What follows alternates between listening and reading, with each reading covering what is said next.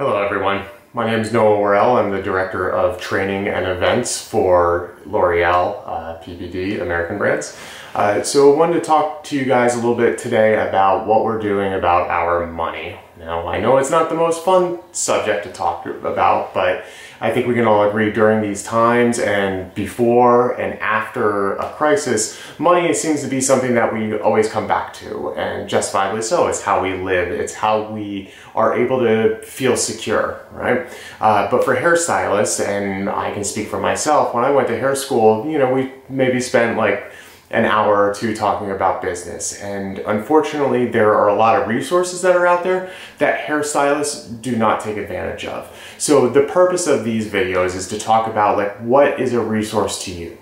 What can you do to, one, make yourself more financially secure, but two, also prevent yourself from being in a situation when something comes up of feeling like you don't have anywhere to turn. So right now, we want to talk about a few different ideas about what happens before the catastrophe, right? Like we always know that there's something that's going to happen.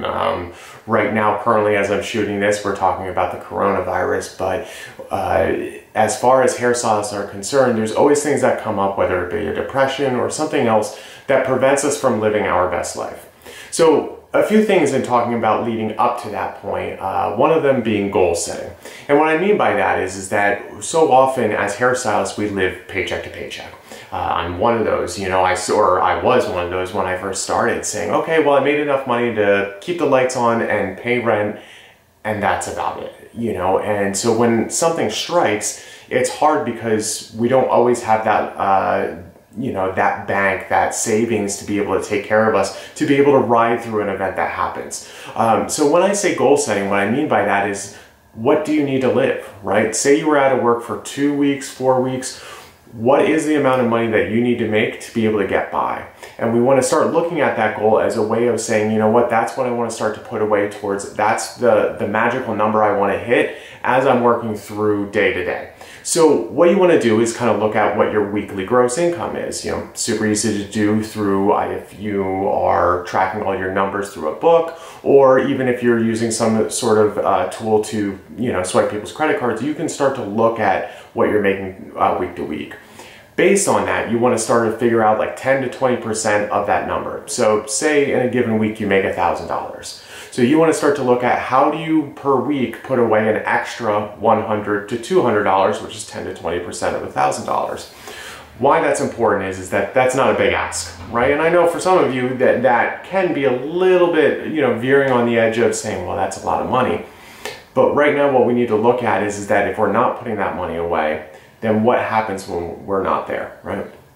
So by putting that money away, you're securing yourself. And how you do that is you start to look at what that dollar value is, right? So if it is $100, set your goal for that week, how you're gonna make an extra $100. And I know that it is easier said than done, but one of the beautiful parts about being a hairdresser and why I love it is that the money you put in is and the effort you put in is the money and the reward that you get out. So if you're willing to work a little bit harder and start to add on stuff like add-ons, add-on services, selling a little bit more retail, you can start to take those little bit of incremental profits that you get from that and start to put that away in your savings, right? So say for instance, you know what, I'm gonna do, instead of one just basic highlight, I'm gonna throw a low light in, and that's an additional color mix for $20, right? If you can do that 5 times throughout the week, boom, there's your $100, right? Now you start multiplying that over a year, and now you're talking about some serious money, right? And now it's not, the point is not to make the money and then spend the money, but it's to be disciplined, right? And be disciplined about saying at the end of the week, I'm gonna take that little bit of chunk of money, I'm gonna put that away in a savings account. Another thing we can look at is what we call pre-tax benefits. Now, pre-tax benefits are something that occur all around the world, which are different services that allow you to take money from what you make before taxes even hit it, to put it towards some sort of service that will help give you a cushion during a crazy time. One such benefit is a 401k, right? So that takes money away before taxes to put towards something that allows you to have a retirement fund.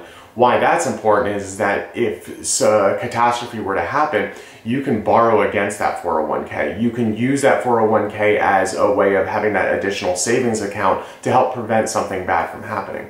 Also, other things include disability programs. So disability programs, or short-term disability, long-term disability, are typically very, very low dollar amount that you spend per month, all pre-tax again. But if something were to happen, you would be taken care of, your wages would be paid, sometimes you get payouts for different medical services. I'm a prime example. Last year I broke my collarbone skiing and I was out of work for almost 4 months from the salon. So there's a third of my income gone for the whole year. But thankfully, my salon owner had set us up with short-term disability benefits that, again, I paid anywhere from like $5 to $6 for me per month. But I was able to get my full wages while I was out, and I was able to get my medical bills taken care of. So I was in a position with a relatively low investment to be able to secure myself throughout that time. Another thing, and the last thing for, kind of how to really prevent something bad from happening is just monitoring your credit.